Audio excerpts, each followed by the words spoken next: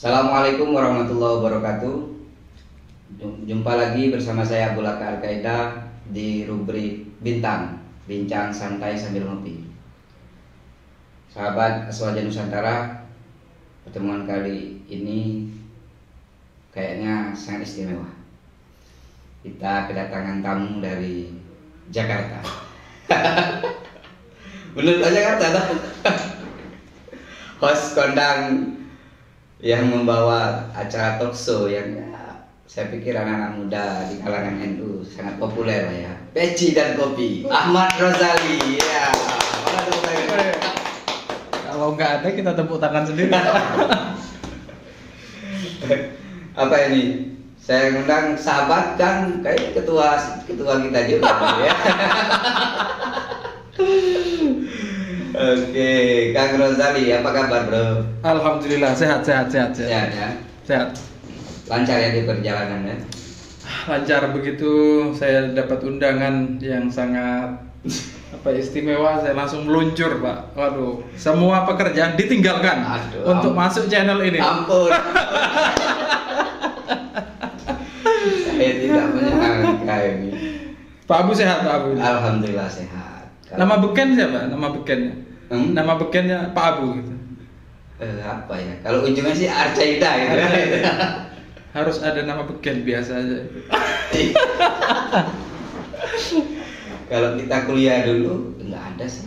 Apa nama beken kita dulu ya? Kalau syarat jadi artis harus punya nama beken. Iya juga. Roma Irama itu nama aslinya Oma Irama Pak.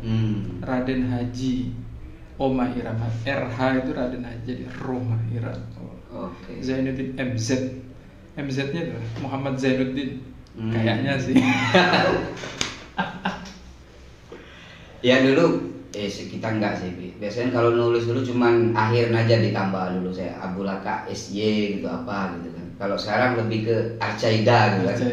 Nama tambahan lah. Iya. Ya, kalau pilih gelar tuh kayaknya lebih mantap ditulis Arcaida daripada gelarnya gitu ya. Tapi Arcaida itu apa? Itu bahasa Spanyol, sang petualang. Woi. Berpetualang dari satu hati ke hati. Ya. Ini kalau ngomong itu panjang sama Rozali. Saya banyak belajar dari kamu. Tapi udah lama kita nggak ketemu Pak Bu ya. Iya ya. Lama banget. Terakhir. Jadi mungkin teman-teman juga belum tahu Pak Bu bahwa kita itu satu geng dulu. Satu geng ya. Ya, satu geng. Iya. Di kampus dari 2000 lama lah ya, nggak usah disebutkan itu. Cukup lama. Berkolaborasi cukup lama. Jadi background dari ketawanya itu panjang. Dan bahkan sebelum kita podcast ini ngobrolnya sudah hampir 4 jam lebih kayaknya. 4 jam ini sudah hampir habis yang mau diobrolin itu sebenarnya. Tapi ada beberapa fakta yang mungkin adik tingkat kita nggak tahu. Kalau dulu kan waktu kita berproses itu kan saya termasuk barisan yang oposisi ya. Yang alim ya. Yang sering mengkritik sakit lah gitu kan. Yang sering mengingatkan. Ya oposisi dalam tanda kutip ya. Yang positif lah ya. Yang positif betul. Yang selalu mengingatkan, Pak Ketua. Iya. Ini loh kami, ini kami dong. Proses panjang di Jogja. Tapi itu ngomong-ngomong gitu. Proses itu memang tidak mengkhianati ya sama hasil yang ini. Kita tidak mengatakan diri bahwa sukses tidak, tapi minimal kita itu pantang mati Pak. Jadi dalam kondisi apapun kita survive dengan ide-ide baru, channel, ya kan tiba-tiba punya channel. Siapa? KPI juga, komunikasi penyiaran Islam enggak? Iya juga ya. Manajemen dakwah kan? Anda juga begitu. Tiba-tiba kok jadi wartawan ya? Iya. Pengembangan masyarakat Islam, Pak. Padahal Anda cuma satu kali nerbitin Rozali yang mengantarkan menjadi wartawan. Wow. Saya dulu begini, Pak. Ketika keluar dari Jogja, saya punya modal cukup mahal ya. Yeah. Saya punya keyakinan yang menjadi modal saya sampai sekarang, bahwa tidak ada hal yang tidak bisa dipelajari. Ya. Anda tahu ya, saya itu tidak pernah sekalipun menulis. Ya. Secara saya menjadi saksi. Ya, menulis opini di koran itu tidak pernah masuk. Ya. Saya nyoba 2-3 kali, tapi karena nggak masuk, ya sudahlah ya. Nerbitin sendiri ya. Nerbitin sendiri. Rojali Pos. Awalnya kan Sahadat Pos, gitu kan, di komunitas kita. Tapi karena tulisan nggak masuk, saya tulis sendiri. Daripada Sahadat Pos, ini produksinya Rojali nih. Saya ganti aja Rojali Pos kan. Nah, keluar dari Jogja itu, selama proses di Jogja kan saya lebih banyak di jalan ya, demonstran. Sambil teman-teman kita, Mas Abu nulis, terus siapa lagi penulis. Saya jarang ikut menulis waktu itu. Tidak dalam koridor teman-teman yang akademik lah ya, yang ilmiah, tidak. Tapi begitu saya meyakini bahwa tidak ada sesuatu yang tidak bisa dipelajari. Begitu saya sampai ke Jakarta waktu itu, saya daftar wartawan.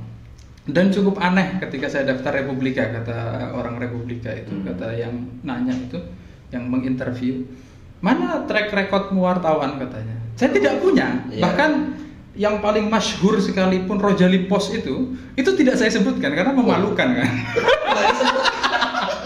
Itu sangatnya jelas. Tapi saya katakan begini, tidak ada di dunia ini sesuatu yang tidak bisa dipelajari, apalagi cuma menulis. Mungkin cuma butuh motivasi.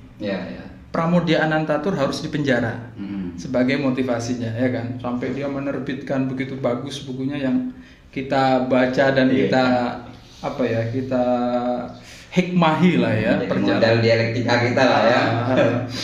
Nah, itu karena dia terlibat di sesuatu yang sangat dalam dan kemudian bisa ditulis. Gus Dur juga demikian, saya kira. Tulisan-tulisan itu pada akhirnya kita mengenal orang-orang itu karena dia memiliki sesuatu, pemikiran, pengalaman dan seterusnya, modal untuk ditulis. Dia menulis seperti sekemampuannya ketika itu berlanjut dan akhirnya bagus kan. Pram tidak langsung menjadi Pramoedya Anantatur sebesar itu. Gus Dur ketika beliau masih kuliah juga tidak se-Gus Dur yang kita kenal sekarang. Artinya ada proses. Saya meyakinkan kepada yang interview saya, semua hal bisa dipelajari, apalagi cuma belajar menulis, saya bilang. Anda pakai hipnotis nggak waktu itu? Enggak ya. Tapi kemampuan orasi waktu itu kan cukup terlatih, cukup meyakinkan. Jangankan cuma 3 orang. Wah, Malioboro saksi. Nah, berdasarkan modal itu saya kemudian masuk di situ dan saya challenge kalau saya tidak bisa catch up sama teman-teman yang punya background lembaga pers ketika mahasiswa selama 3 bulan, kalau saya tidak bisa catch up, nyusul ketertinggalan, saya akan keluar, kata bilang gitu. Dapat rubrik apa pertama kali?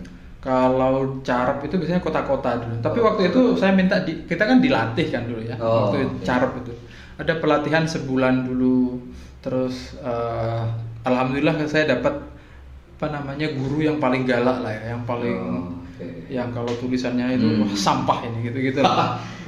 Ada namanya Subroto di Republika itu legend lah di sana dan saya berterima kasih sama dia. Nah itu saya alami dan bulan ketiga sepertinya sudah ini. Cuman kan karena kita aktivis ya, kita lebih mudah menganalisa sesuatu. Menulis ini kan satu hal. Tapi banyak juga teman-teman yang bisa nulis, cuman dia tidak punya kemampuan wawancara yang bagus, tidak punya keberanian masuk ke pusaran konflik misalnya. Yang itu kita punya, karena kita aktivis. Nah, akhirnya bisa dipelajari Pak. Teman-teman yang sebelumnya nulis tidak jadi wartawan. Ya itu. Makanya ini sahabat saja jadi wartawan. Ada fakta yang menarik. Ya termasuk kami ini dulu satu geng dan beberapa ya teman kita itu aktif di jurnalistik gitu kan. Dan ya termasuk orang saya yang aktif ya waktu itu di Retor ya. Di Retor. Nah, terus saya daftar Retor aja ditolak dulu Pak. Sahadat Pos kan. Kita belajar di Sahadat Pos nulis 1 paragraf, diedit jadi 1 paragraf. Iya, ada salah satu teman kita cewek itu kan. Tulisannya habis semua. Besoknya nggak berangkat ya. 1 paragraf menjadi 1 kalimat itu. Ya betul. Ya itu pada akhirnya, nah maksudku kalau kita tarik ke sekarang, ke generasi sekarang masih ada nggak? Maksudku betul-betul generasi sekarang meyakini bahwa proses itu kan sangat penting. Artinya kan kita kan begitu yakin, misal hari ini apa yang kita dapatkan itu kan hasil dari proses kita kan. Yang kita kan nggak tahu. Misalkan kami yang bergelut di jurnalistik hari ini tidak di bidang jurnalistik, dan Kang Rozali yang dulu tidak bergelut di sana, yang kemudian hari ini menjadi host kondang dan juga menjadi wartawan di media profesional di ya skala nasional gitu ya. Nah kalau kita potret ke sekarang, generasi masih meyakini proses nggak sih kira-kira? Saya kira tantangannya hari ini Mas lebih berat ya, karena media sosial itu menjadi distraksi yang luar biasa terhadap kebenaran. Kan kalau jurnalistik itu kebenaran itu terverifikasi dengan kita masuk wartawan itu yang ditulis harus fakta, harus ada referensinya. Sumber berita itu ada 3, observasi, wawancara, sama riset misalnya. Ada 3 itu. Menulis sekarang informasi yang banyak melalui media sosial ditulis oleh orang yang tidak belajar sumber data dan tidak belajar jurnalistik. Kadang-kadang yang disampaikan juga bohong dan dibohongkan untuk tujuan tertentu. Di situ kayaknya era-era sekarang teman-teman lebih terdistraksi untuk mencari kebenaran, dan saya pikir ketika banyak distraksi begitu secara otomatis dia itu akan terchallenge untuk menemukan kebenaran yang mungkin menurutku positively dia akan lebih observatif daripada generasi kita. Kita dulu ketika memahami kita punya satu buku yang kita baca akan kita yakini kebenarannya. Karena kita hampir jarang sekali menemukan informasi pembanding. Dulu informasi mudah, dulu informasi kalau sudah bilang dari Jakarta, wah kita sudah percaya Pak. Padahal sekarang Jakarta bisa kita video call, ya kan? Pak Jokowi bisa kita lihat siaran. Saya jadi ingat waktu kita diskusi, ada salah satu teman kita bilang referensi nama tokoh siapa, ternyata itu pelatih sepak bola yang tidak konfirmasi gitu ya. Kalau sekarang kan enak konfirmasinya. Tinggal googling kan, tinggal googling di Yahoo. Ya itu Pak Bu. Baru kemudian, nah cerita tentang channel itu juga berangkat dari ini, berangkat dari kebetulan sekarang. Waktu setelah di Wartawan Republika saya bergabung dengan Wahid Foundation, lalu kemudian lalu kemudian saya di NU Online dan sekarang di TV NU. Di TV NU itu kita mengembangkan talk show. Talk show itu modalnya itu modal kemampuan jurnalistik sebenarnya. Memang awalnya ketika belum pernah berhadapan dengan kamera kan lumayan lumayan.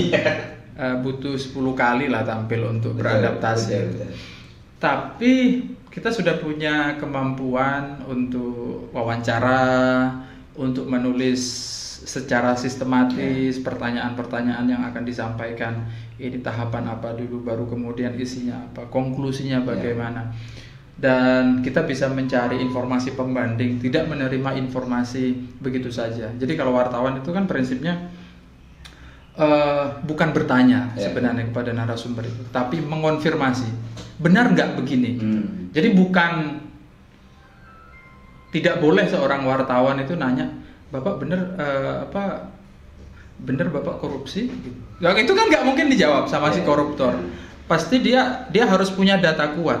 Bapak waktu itu mengeluarkan uang sekian kepada ini atau begini, itu Bapak apa pertanggungjawabannya? Jadi kita sudah punya data. Nah, pengetahuan itu yang saya punya, itu yang saya konfirmasi, yang saya convert kemudian menjadi menjadi model untuk talk show. Sebenarnya kan sama ya, kayak kita wawancara aja. Cuma bedanya ada lampunya, ada kameranya aja. Ya kan? Kayak terkesan profesional gitu ya. Ya gitu-gitu aja lah. Tapi pada akhirnya berkembang dan sekarang banyak. Kebetulan juga waktu itu channel Peci Kopi itu dapat momentum. Jadi sebelumnya 164 channel awalnya. Dapat momentum pertama itu adalah momentum ketika berhasil mewawancarai Ali Imron. Ya, Ali Imron Bom Bali itu. Jadi viral itu. Viral. Viralnya itu karena diangkut sama Mak Lambe Turah. Itu naik, lalu kemudian diangkut sama Pak Ganjar Pranowo. Habis itu followernya Pak Ganjar juga besar sekali. Lalu kemudian setelah itu momen yang kedua adalah buku Menjerat Gus Dur.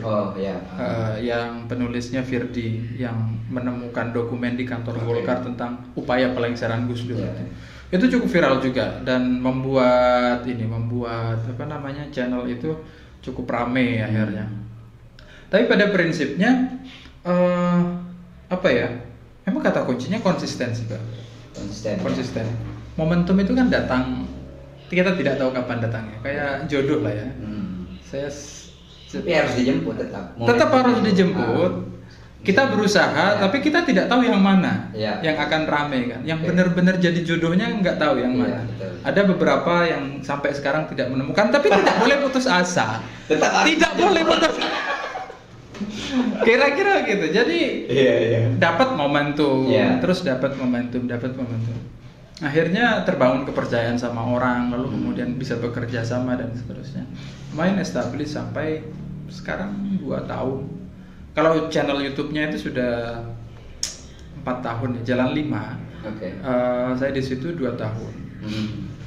Jadi itu punyanya NU untungnya dan resmi punyanya NU. Jadi apa yang kita obrolkan di situ menjadi legitimate karena punyanya NU. Dan kita menyadari conversation partnernya penonton kita itu siapa? Orang NU, banyak laki-laki dan seterusnya. Jadi ya itulah. Kalau boleh dipesan sih sama teman-teman itu ya. Itu sebenarnya kalau mau digarisbawahi, modal utamanya adalah kemampuan jurnalistik. Lebih tepatnya itu kemampuan berpikir sistematis yang kritis, dan sistematisasi berpikir itu sangat terbantu dengan kemampuan menulis. Karena kita menulis kan harus ngurutin pembukanya apa, terus idenya apa, yang mau kita kritik apa, konklusi yang mau kita harapkan apa, kan gitu kan. Kalau kita tidak pernah nulis kan kayak aktivis komisariat gitu, anak-anak PMII yang masih ngomong wah Soekarno tiba-tiba sampai hari ini, ya kan nggak bisa menyambungkan narasinya. Nah, jurnalis itu sangat penting di situ menurutku. Dalam perjalanan Kang Rozali katakanlah menjadi wartawan dan hari ini kan di platform YouTube lah ya, menjadi host Peci dan Kopi. Ada memotret nggak sih dinamika generasi milenial dalam beretika di media sosial? Karena begini, sering kali kita temui ya bahwa orang sangat gampang gitu ya memberikan satu justifikasi lah ya, penghakiman, orang menyebut kafir misalkan. Bahkan saya sebagai yang mengelola komunitas ini gitu kan di medsosnya, di Instagram itu sering kali dibilang adminnya nggak tahu agama, adminnya kayaknya sudah kafir ini adminnya. Ya saya ketawa aja bacanya gitu kan. Maksudku sangat gampang dan itu tidak kita temukan waktu kita masa-masa kuliah dulu kan. Iya, betul. Tapi objectively speaking ya, kita harus tahu juga itu orang atau bukan, atau bot. Media sosial itu sangat banyak botnya. Bot itu sengaja dibikin untuk mengganggu seseorang, tapi bot itu juga berbahaya karena dia bisa menguasai narasi di perbincangan di Twitter misalnya, dan itu bisa dipakai untuk melegitimasi sebuah keputusan. Itu sangat bahaya sekali. Misalnya kayak waktu demonstrasinya Undang-Undang Cipta Kerja, yang demo mendukung Cipta Kerja juga ada. Dan yang komunikasi media massa yang mendukung itu juga ada. Dan keputusannya jalan kan Undang-Undang Cipta Kerja. Artinya publik juga dianggap mendukung Undang-Undang Cipta Kerja dengan conversation yang ada di sosial media itu. Dan itu cukup berbahaya dari perspektif policy ya. Meskipun saya jurusan dalam Fakultas Dakwah, S2 saya policy, Pak. Siap. Jadi jangan lupa untuk teman-teman. Jadi ini intermezzo ya. Kalau teman-teman melihat, kok tiba-tiba Deddy Corbuzier itu keren ya, channel YouTube-nya hebat gitu. Orang itu banyak lupa kalau dia itu PhD, Pak. Iya, betul. Dia itu S3. Betul, Pak. Jangan lupa itu. Dan tulisannya keren-keren Pak. Keren-keren. Ya. Dia cerdas. Iya betul. Itu jangan lupa itu. Cuma tahunya orang dia peselap kan. Ya. Gitu. Oke, lanjut lagi. Ngelihat, jadi menurutku kasus-kasus begitu itu harus dilihat apakah itu bot atau tidak. Itu memang banyak karena di dunia nyata juga banyak ya. Memang muncak kalau kita melihat secara di politik identitas kita katakan itu yang paling kentara itu dimulainya kan 2014 Pak Jokowi sama Prabowo di 2014. Puncaknya sekali itu ketika Ahok sama Anies. Ahok sama Anies itu menjadi pertarungan yang sangat sengit yang menyisakan konflik sampai sekarang. 2018 ya? 16 ya. Dan konfliknya sampai sekarang. Setiap hal itu dibaca dari kacamata cebong kampret lah ya. Cebong dan kampret. Nah, kalau Anda tidak cebong, Anda kampret berarti. Kira-kira gitu. Itu sampai sekarang. Contoh misalnya vaksin. Udah narasi itu melawan agama, misalnya COVID, takut COVID kok nggak takut Tuhan misalnya gitu. Itu kan ada dua kubu ya yang berseberangan dan seolah-olah itu natural gitu. Tapi saya tidak pernah percaya hal yang natural. Kita sebagai aktivis dari dulu kita diajarin bahwa pasti diciptakan. Realitas selalu diciptakan dan itu ada yang menciptakan saya kira. Kita ini kan kebetulan penonton Anda kan aktivis ya, aktivis anak-anak muda NU. Anda harus mulai percaya bahwa sesuatu itu selalu diciptakan, tidak terjadi begitu saja. Misalnya sungai yang rusak itu ya diciptakan karena Anda yang merusak. Kalau mau benar ya harus dibenerin kira-kira gitu. Demikian juga kondisi sosial. Ketika rusak berarti itu ada yang menciptakan untuk merusak. Nah, kenapa itu dirusak kira-kira ya? Ada kepentingan politik, orang menggerakkan atas nama agama itu lebih murah, menggerakkan pemilu dengan menabur kebencian itu lebih mudah daripada membangun kesadaran. Membangun kesadaran itu butuh pendidikan, butuh bangun materi banyak sekali. Kesadaran tentang perekonomian, kesadaran membaca, kesadaran cuci tangan aja kita butuh COVID Pak untuk sadar cuci tangan itu. Contoh misalnya kalau ini kan di Jogja kita ya. Di Jogja itu yang paling menarik buat saya itu adalah fenomena orang yang suka baca koran Pak. Pagi-pagi orang tukang becak itu baca koran. Di perkampungan ada tempat koran. KR di situ dibaca dan seterusnya ya. Itu fenomena itu kan tidak terjadi begitu saja hanya karena Jogja itu kerajaan, banyak tempat kerajaan yang tidak ada iklim begitunya. Tapi ada politik yang mendorong ke situ, ada keinginan untuk mendorong ke situ, ada anggaran yang dialokasikan ke situ. Dan itu tercipta akhirnya. Dan di tempat-tempat lain di luar Jogja saya kira nggak ada orang pagi-pagi duduk-duduk di becaknya baca koran, itu nggak ada. Membaca koran di Jakarta itu pekerjaan elit dan itu tidak dilakukan oleh tukang becak atau tukang sopir angkot misalnya, itu tidak dilakukan. Di Jogja dilakukan oleh tukang becak. Bahkan saya yang lulus S2 saja malu rasanya. Saya tadi sampai Jogja kemarin, terus kemudian keliling tadi pagi melihat orang baca koran itu malu Pak. Sudah lama sekali saya nggak baca. Sepeda ya? Iya, saya keliling tadi. Malu sekali rasanya Pak, nggak baca koran itu, tidak membaca itu ya. Kita selalu selesai di sosial media biasanya. Nah, kalau kondisi seperti itu tidak dikerjakan, tidak dibenerin, maka ya akan terus begitu. Cara benerinnya ya dengan mengonsolidir lagi masyarakat, memberikan kesadaran, dan itu pekerjaan panjang.